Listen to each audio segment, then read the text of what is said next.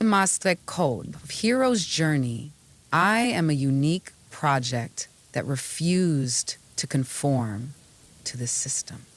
The demonstrations were like a jazz improvisation. Everyone played their own solo, but no one listened to the rest of the band. The chaos was so thick, you could cut it with a knife, and the crowd resembled a flock of headless chickens running in circles, desperately searching for an exit that never existed. And me? I was one of those chickens, only with a camera in my hand. My eyes saw more, and that's what doomed me. Chapter 1 Biz Club Amsterdam drowned in a gray haze, and the rain lashed against the faces of the demonstrators like tiny needles. The crowd roared, banners reading, "Freedom is not for sale," and "Rupte equals prison" waved above their heads like flags on a windy beach. It was all as usual. Shouting, police batons, the acrid sting of tear gas mixing with the damp rain, forming a suffocating metallic atmosphere. The wail of sirens echoed off the buildings, as if the city itself was protesting. But something was different that day. Through my camera's viewfinder, I captured the face of the Dutch finance minister, Hans van der Meer. He stood in the middle of Dam Square, smiling for the cameras like a supporting actor. I zoomed in. Among the crowd, a sharply dressed man stood out, his stiff, professional posture clashing with the sea of protesters. I zoomed in again. The man was right behind Vandermeer, his face clearly visible in the frame. Something was off. His pocket twitched, and he pulled out his phone. The screen suddenly lit up, reflecting on his face. A number appeared, a sequence of digits that felt oddly familiar, though I couldn't immediately place why. The bodyguard didn't react. He simply slipped the phone back into his pocket as if nothing had happened, but I noticed. And I had already taken the shot. My finger hovered over the shutter button for a fraction of a second, but it was enough. The phone, the number, the bodyguard, the minister, all captured in a single frame. I didn't yet know what it meant, but something told me I had just stumbled onto something I wasn't supposed to see. That's not an ordinary phone, I thought. And that number, what the hell does it mean? The protest raged on, the crowd now focusing around an improvised stage. On it stood a man in a red scarf, the magnetic leader of the movement, Willem. He was like a storm, pulling every gaze toward him. His voice, full of passion and defiance, thundered above the crowd. He pointed toward the Parliament building, as if holding it accountable for every sin in the world. Dabidi, they want to lock us in a digital cage. No cash, no privacy, no freedom. But we won't let them. Today we resist. Tomorrow we win. He shouted, and the crowd erupted, fists raised in defiance. I was drawn to his charisma, but remained skeptical. Was he a true revolutionary or just another manipulator using the crowd for his own gain? I moved in closer to take a photo. That's when Willem spotted me and called out, "You, with the camera. You want a real story? Meet me after the demonstration. I have something you need to see." His words rang in my head like an echo.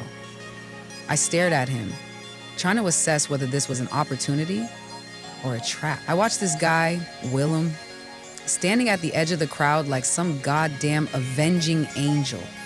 His eyes burned with that special kind of madness you only see in people who have too much truth in their heads and too little fear in their hearts. "Hey!"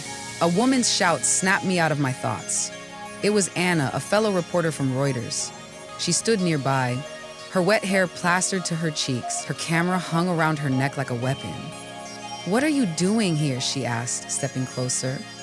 "Working," I said simply, showing her a few shots on my camera's display. They were good. Damn good. Faces of protesters, anger, frustration, fear. But one photo stood out. Vandermeer, his bodyguard, that strange number on the phone screen. Something was there. My instincts were screaming at me. You've heard the conspiracy theories, right? Anna leaned in, eyeing the photo. Deep state, shadow governments, everyone's talking about it. Bullshit, as always. Remember last year in Rotterdam? Anna rolled her eyes, smirking. "I don't care about rumors," I muttered, though I knew it was a lie. I cared. A lot. The crowd was dispersing, and we walked away from the main square, We ducked into a cafe by the canal. Inside, it smelled of coffee and damp wool. Steam curled up from the cups, and the bartender glanced at us like she'd seen 100 others, soaked journalists escaping the rain in trouble. I pulled out my laptop and quickly transferred the photos. The screen's pale glow illuminated my face, contrasting against the city's grayness. I selected the best shots and sent them to a major news outlet. I knew their deals, fast transfers for hot content. It was a risky move, raw files with no edits, but I had no choice. If these images had value, now was the time to find out. Minutes later, my phone buzzed. The transfer was approved. It wasn't a fortune, but enough to breathe easier. Maybe it wouldn't solve all my problems, but at least I wouldn't have to worry about rent this month. I have to go, I told Anna, packing up my gear. Be careful, she warned, her eyes filled with something I couldn't quite place. These protests, someone's always watching. I saw one of those Romeo guys recording with a hidden camera. I didn't reply. I didn't want to worry her, but her words stuck like thorns in my mind. Was someone tracking me, or was I just getting paranoid? I made my way back to Amsterdam Central Station and boarded a train to The Hague. The fog was lifting, revealing a dark canvas of emotions outside the speeding window. I was moving fast, knowing time was against me. Tension, exhaustion, and adrenaline, mixed with chronic sleep deprivation, made me feel like a shadow of myself. My heart pounded like a trapped animal. A doctor last month had called it a heart attack in the making. But what did he know about deadlines? As the train raced through the night, I felt something closing in. I didn't know yet whether I was just a witness or already a player in this game. But one thing was certain. Those photos were a one-way ticket. Someone had already seen them, pixel by pixel, and they had marked me as a threat. Krzysztof Kubicki, a true story.